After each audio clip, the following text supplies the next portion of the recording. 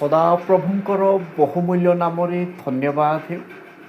ପ୍ରଭୁଙ୍କର ପ୍ରିୟ ଲୋକମାନେ, ଆପଣ ସମସ୍ତ ଲୋକଙ୍କୁ ପ୍ରଭୁ ଆଶୀର୍ବାଦ କରନ୍ତୁ।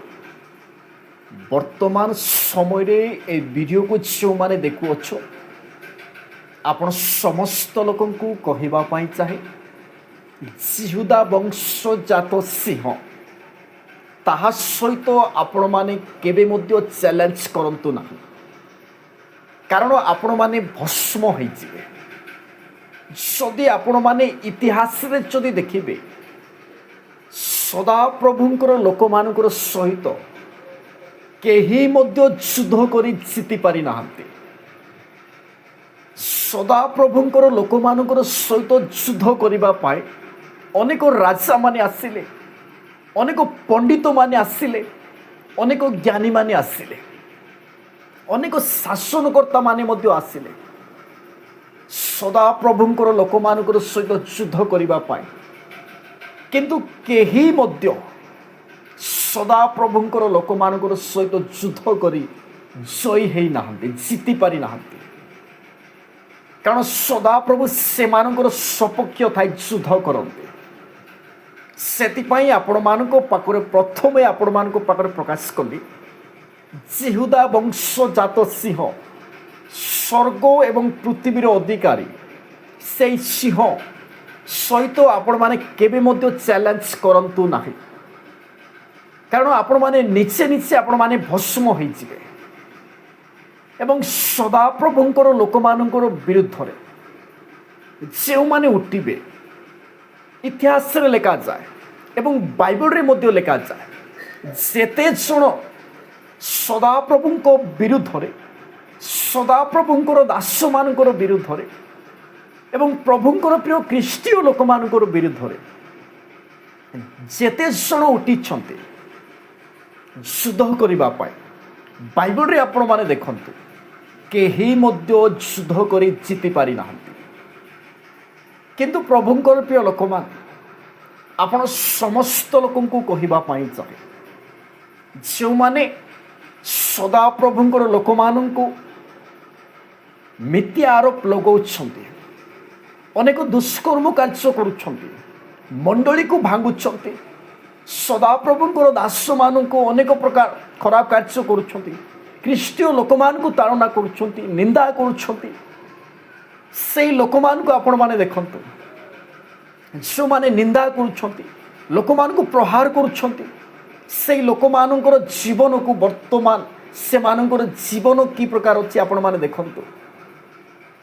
ଅନେକ ଜାଗାରେ ଆପଣମାନେ ଶୁଣିଥିବେ, ସଦାପ୍ରଭୁଙ୍କର ମଣ୍ଡଳୀକୁ ଭାଙ୍ଗିବା ଲୋକମାନେ, ସଦାପ୍ରଭୁଙ୍କର ଲୋକମାନଙ୍କ ବିରୁଦ୍ଧରେ ଉଠିବା ଲୋକମାନେ, ସଦାପ୍ରଭୁଙ୍କର ବିରୁଦ୍ଧରେ ଉଠିବା ଲୋକମାନେ, ସେମାନଙ୍କର ଜୀବନ କି ପ୍ରକାର ଅଛି ଏବଂ ସେମାନେ ଭସ୍ମ ହୋଇଯାଉଅଛନ୍ତି।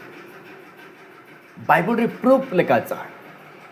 ଆପଣମାନେ ଦେଖନ୍ତୁ, ପ୍ରଭୁଙ୍କର ପ୍ରିୟ ଲୋକମାନେ, ବାଇବଲରେ ଗୋଟିଏ ଗୋଟିଏ ଜାଗାରେ ଲେଖାଯାଏ। କିନ୍ତୁ ବର୍ତ୍ତମାନ ସମୟରେ ଆପଣମାନେ ଜାଣିଥିବେ, ପ୍ରଭୁଙ୍କର ପ୍ରିୟ ଲୋକମାନେ, ଅନେକ ଲୋକମାନେ ନିନ୍ଦା କରନ୍ତି, ଅନେକ ଲୋକ ଅନେକ ପ୍ରକାର କଥା କହନ୍ତି।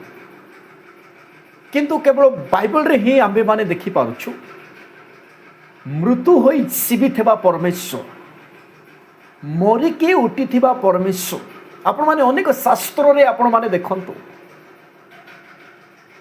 ଆପଣମାନେ ଭାବୁଥିବେ, ପ୍ରଭୁଙ୍କର ପ୍ରିୟ ଲୋକମାନେ, ଆପଣମାନେ ଭାବୁଥିବେ ମରିକି ଜିଇଥିବା ପରମେଶ୍ୱର ଏ ପୃଥିବୀରେ କେହି ମଧ୍ୟ ନାହାନ୍ତି।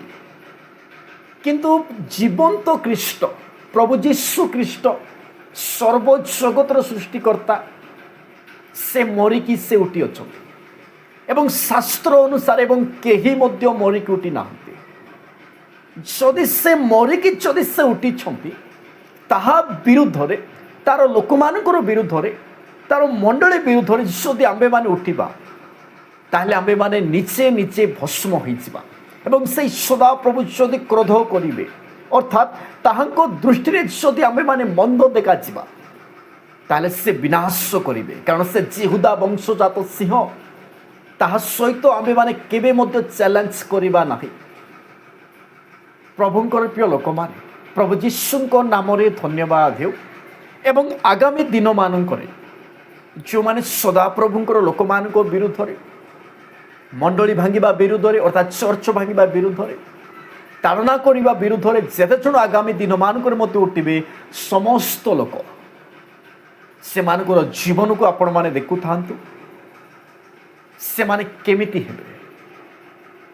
କାରଣ ବାଇବଲରେ ଲେଖାଯାଏ, ପ୍ରଭୁଙ୍କର ପ୍ରିୟ ଲୋକମାନେ, ଏଥିପାଇଁ ଆପଣ ସମସ୍ତ ଲୋକଙ୍କୁ, ଯେତେ ଜଣ ଏ ଭିଡ଼ିଓକୁ ଆପଣମାନେ ଦେଖୁଅଛ, ଆପଣମାନଙ୍କୁ କହିବା ପାଇଁ ଚାହେଁ, ଆପଣମାନେ ଯୀଶୁ ସହିତ, ଯୀଶୁ ଖ୍ରୀଷ୍ଟ ସହିତ ଏବଂ ଯୀଶୁଙ୍କର ପ୍ରିୟ ଦାସମାନଙ୍କର ସହିତ, ଖ୍ରୀଷ୍ଟୀୟ ଲୋକମାନଙ୍କର ସହିତ ଆପଣମାନେ ଯେତେ ତାଡ଼ନା କରିବେ, ସେତେ ପ୍ରଭୁ ସେମାନଙ୍କୁ ଆହୁରି ଆଗକୁ ବଢ଼େଇବେ। ଏବଂ ଆଉ ଗୋଟିଏ ବିଷୟ, ଆମେମାନେ ଯେତେ ସେଇ ଲୋକମାନଙ୍କୁ ତାଡ଼ନା କରିବା, ଆମେମାନେ ନିଜେ ଅସୁବିଧାରେ ପଡ଼ିବା। ପ୍ରଭୁଙ୍କର ପ୍ରିୟ ଲୋକମାନେ, ସଦାପ୍ରଭୁଙ୍କର ନାମରେ ଧନ୍ୟବାଦ ହେଉ ଯେ ଆପଣମାନଙ୍କର ମତାମତ କ'ଣ? ଆପଣମାନଙ୍କର ମତାମତ କ'ଣ? ପ୍ରଭୁଙ୍କର ପ୍ରିୟ ଲୋକମାନେ, ଅନେକ ଲୋକ ଯୀଶୁଖ୍ରୀଷ୍ଟଙ୍କୁ ସନ୍ନ୍ୟାସୀ ବୋଲି ମଧ୍ୟ କହନ୍ତି। ଯେଉଁମାନେ ଯୀଶୁଖ୍ରୀଷ୍ଟଙ୍କୁ ଈଶ୍ୱରତ୍ୱ ମାନିବା ପାଇଁ ଅସ୍ୱୀକାର କରନ୍ତି, ସେମାନେ ସେହି ପ୍ରକାର କହନ୍ତି। କିନ୍ତୁ ଯୀଶୁଖ୍ରୀଷ୍ଟ ସନ୍ନ୍ୟାସୀମାନଙ୍କର ଗୁରୁ ଏବଂ ତ୍ରାଣକର୍ତ୍ତା ଅଟନ୍ତି। ସେ ଐତିହାସିକ ନୁହନ୍ତି, ସେ କାଳ୍ପନିକ ନୁହନ୍ତି। ପ୍ରଭୁଙ୍କର ପ୍ରିୟ ଲୋକମାନେ, ସେ ସତ୍ୟ ପରମେଶ୍ୱର ଅଟନ୍ତି। ସେଇ ସତ୍ୟ ପରମେଶ୍ୱରଙ୍କର ସହିତ ଆମ୍ଭେମାନେ କେବେ ମଧ୍ୟ ଯୁଦ୍ଧ କରି ଜିତିପାରିବା ନାହିଁ ଏବଂ କେବେ ମଧ୍ୟ ଆମେମାନେ ଚ୍ୟାଲେଞ୍ଜ କରିବା ନାହିଁ। ପ୍ରଭୁଙ୍କର ପ୍ରିୟ ଲୋକମାନେ, এই ଛୋଟିଆ ବିଷୟ ଦ୍ୱାରା ବା এই ଛୋଟିଆ ବିଷୟ ଆପଣମାନଙ୍କ ପାଖରେ ପ୍ରକାଶ କଲେ, ଆପଣମାନେ ଜାଗ୍ରତ। ପ୍ରଭୁଙ୍କର ପ୍ରିୟ ଲୋକମାନେ, এই ଛୋଟିଆ ବିଷୟ ଦ୍ୱାରା ପ୍ରଭୁ ଆପଣ ସମସ୍ତ ଲୋକଙ୍କୁ ପ୍ରଭୁ ଆଶୀର୍ବାଦ କରନ୍ତୁ।